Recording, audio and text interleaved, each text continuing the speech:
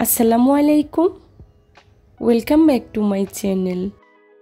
আজকে আমি আপনাদের সাথে শেয়ার করব রুই মাছের ডিমের জুড়ি বোনা রেসিপি। রুই মাছের ডিম অনেকেই অনেকভাবে ভুনা করে থাকেন, তবে আমি যেভাবে ভুনা করি আজকে আপনাদের সাথে সেই রেসিপিটাই শেয়ার করব। রুই মাছের ডিমটা এইভাবে ঝুরি বোনা করলে খেতে ভীষণ মজার হয়। চেষ্টা করেছি খুবই সহজভাবে আজকের রেসিপিটি আপনাদের সাথে শেয়ার করার জন্য। আশা করছি আমার আজকের এই রেসিপিটি আপনাদের কাছে খুবই ভালো লাগবে।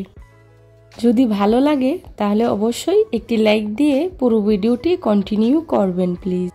রুই মাছের ডিম ভুনা করার জন্য আমি এখানে নিয়েছি রুই মাছের ডিম।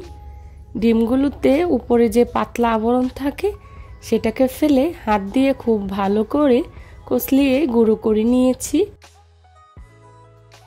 দেখুন আমি কিভাবে গুঁড়ো করে নিচ্ছি। এবার চুলায় একটি প্যান বসিয়ে দিয়ে দিচ্ছি রান্নার রেগুলার তেল 1/3 কাপ। তেলটা হালকা গরম হয়ে আসলেই এর মধ্যেই দিয়ে দিচ্ছি পেঁয়াজ কুচি 1 কাপ। মাছের ডিমে ঝুরি ভাজাতে পেঁয়াজের পরিমাণটা বেশি দিলে ঝুরি ভাজাটা খেতে ভীষণ মজার হয়। আমি এখানে 1 কাপ পেঁয়াজ কুচি ব্যবহার করেছি, আপনারা চাইলে আরও বেশিও ব্যবহার করতে পারেন। এখন পেঁয়াজগুলোকে আমি হালকা ভেজে নেব। পেঁয়াজগুলো ভাজা হয়ে গিয়েছে। এখন এর মধ্যে দিয়ে দিচ্ছি আদা বাটা 1 চা চামচ, রসুন বাটা 1 চা চামচ। এখন আদা রসুনটাকে আমি পেঁয়াজের সাথে খুব ভালো করে ভেজে নেব, যাতে করে আদা রসুনের কাঁচা গন্ধটা চলে যায়। আদা রসুন থেকে যখন খুব ভালো একটা স্মেল আসবে তখন এর মধ্যে দিয়ে দিচ্ছি পানি। পানিটা দিয়ে আমি গুঁড়া মশলা ইউজ করব। দিয়ে দিচ্ছি লাল মরিচের গুঁড়া 1 চা চামচ। মরিচের গুঁড়াটা আপনারা যে যতটুকু জাল খাবেন সেই পরিমাণেই ব্যবহার করবেন। আর দিয়ে দিচ্ছি হলুদের গুঁড়া 1/2 চা চামচ, জিরা গুঁড়া 1/2 চা চামচ, লবণ 1 চা চামচ। এখন মশলাগুলোকে আমি পেঁয়াজের সাথে খুব ভালো করে ভেজে নেব। মশলাগুলোকে আমি পেঁয়াজ রসুনের সাথে খুব ভালো করে কিছুক্ষণ সময় ভেজে নিয়েছি।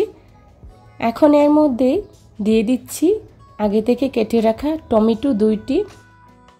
টমেটোটা সম্পূর্ণ এখানে অপশনাল, আপনারা চাইলে ব্যবহার করতে পারেন, না হলে স্কিপ করতে পারেন।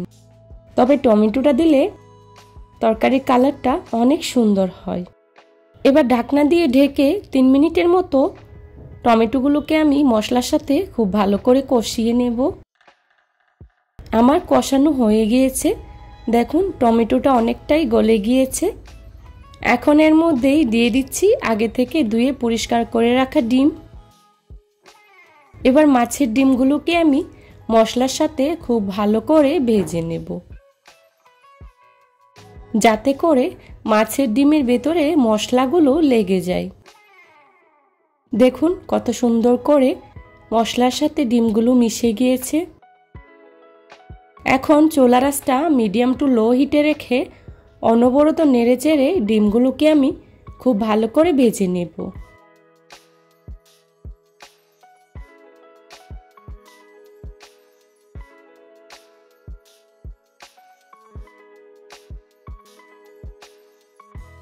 এখন এর মধ্যেই দিয়ে দিচ্ছি কাঁচামরিচের ফালি। কাঁচামরিচটা আপনারা যে যতটুকু জাল খাবেন সে পরিমাণে ইউজ করবেন।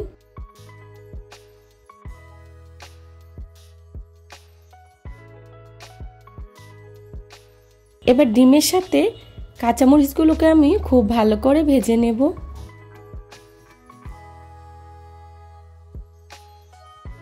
মাছের ডিমের এই ঝুরি ভাজাটা খেতে ভীষণ মজার হয়। আশা করছি আমার রেসিপিটাও আপনাদের কাছে ভালো লাগবে। যদি ভালো লাগে বাসায় একবার হলেও ট্রাই করে দেখবেন, আর কেমন হয়েছে আমাকে কমেন্টস করে জানাবেন। এখন দিয়ে দিচ্ছি উপর থেকে কিছুটা ফ্রেশ ধনিয়া পাতা কুচি। ধনিয়া পাতা কুচি দিয়ে আবার আমি খুব ভালো করে নেড়েচেড়ে মিশিয়ে নিচ্ছি। হয়ে গেল আমার ডিমের ঝুরি ভাজা রেসিপি। দেখুন কতটা সুন্দর হয়েছে, ডিমগুলো কতটা ঝরঝরে হয়েছে। এখন একটি সার্ভিং প্লেটে সার্ভ করে নিচ্ছি। আশা করছি আমার আজকের এই রেসিপিটি আপনাদের কাছে খুবই ভালো লাগবে। ভালো লাগলে লাইক, কমেন্ট, শেয়ার এবং সাবস্ক্রাইব করে পাশে থাকা বেল আইকনটি অন করে দিবেন, যাতে করে আমি ভিডিও ছাড়ার সাথে সাথেই আপনাদের কাছে নোটিফিকেশন পৌঁছে যায়। আপনাদের একটি লাইক এবং একটি কমেন্টস আমাকে নতুন নতুন কন্টেন্ট তৈরি করতে অনেক উৎসাহ জাগায়। যারা এতক্ষণ ধৈর্য সহকারে আমার ভিডিওটি দেখেছেন তাদেরকে জানাই অসংখ্য ধন্যবাদ। আমার পরবর্তী রেসিপি দেখার আমন্ত্রণ জানিয়ে আজকের মতো এখানেই বিদায় নিচ্ছি। সবাই ভালো থাকবেন, সুস্থ থাকবেন। আল্লাহ হাফেজ। আসসালামু আলাইকুম।